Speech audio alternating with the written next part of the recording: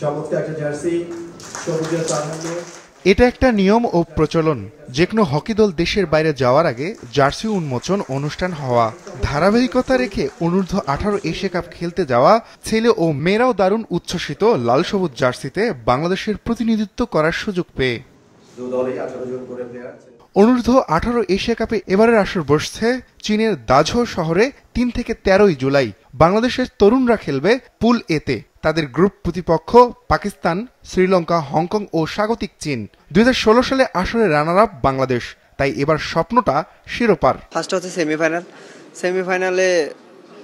Semifinal যদি আমরা হয় তাহলে ফাইনাল, মানে এক ধাপ সিরিয়াল আগাইছে। ওরা যেহেতু রানার আপ ছিল লাস্ট বাংলাদেশে, তো আমাদেরও এটাই ধরে রাখার চেষ্টা করবো। আমরা স্যাটিসফাই, আমাদের অনুশীলন অনেক ভালো হয়েছে। আমাদের প্রথম লক্ষ্য থাকবে আমরা চায়না পাকিস্তানকে ধরে সেমিফাইনালে যাব, পরে সেমিফাইনাল থেকে আমরা ফাইনালে যেয়ে আমরা শিরোপা নিয়ে আসবো ইনশাআল্লাহ। পাকিস্তান এবং চীনকে আমরা শক্ত প্রতিপক্ষ ধরছি গ্রুপে, আর চীন আপনার হচ্ছে স্বাগতিক। আমাদের মূল টার্গেট, প্রথম টার্গেটটা থাকবে সেমিফাইনাল, এবং সেমিফাইনালে যদি কনফার্ম করতে পারি তারপরে নেক্সট ফাইনাল, এবং স্টেপ বাই স্টেপ আমরা চিন্তা করছি। এবারই প্রথম 18 বছর বয়সীদের জন্য এশিয়া কাপ করছে বাংলাদেশ, তাই লাল সবুজ জার্সির প্রতিনিধিত্ব করা খেলোয়াড়দের স্বপ্ন অংশগ্রহণ স্মৃতিময় করার। বাংলাদেশের মেয়েরাও খেলবে পুল এতে। তাদের প্রতিপক্ষ জাপান, হংকং, উজবেকিস্তান।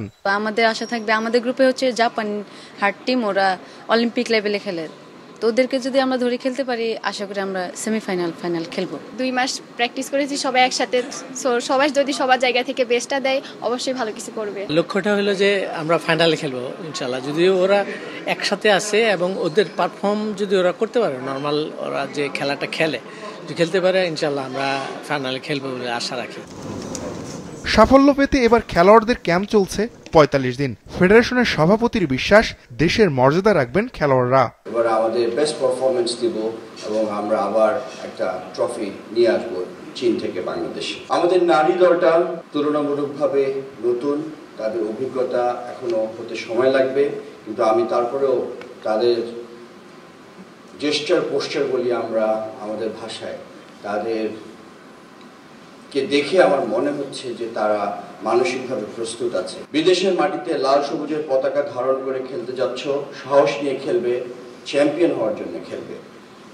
আগামীতে তোমরাই হকির বিশ্বকাপ মঞ্চে বাংলাদেশের লাল সবুজ পতাকা গৌরবে বলে আমি দৃঢ়ভাবে বিশ্বাস করি। এশিয়া কাপ খেলতে সোমবার রাতে চীনে রওনা দেবে বাংলাদেশের ছেলে ও মেয়ে হকি দল।